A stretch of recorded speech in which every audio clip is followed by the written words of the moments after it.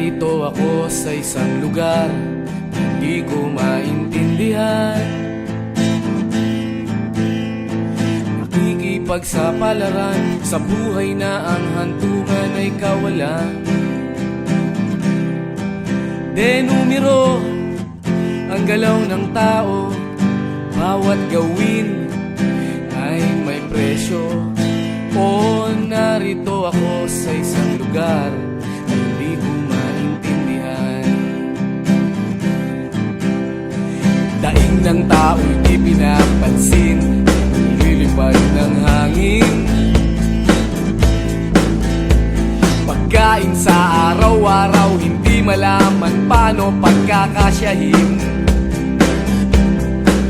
Lalong yumayaman kapag mayaman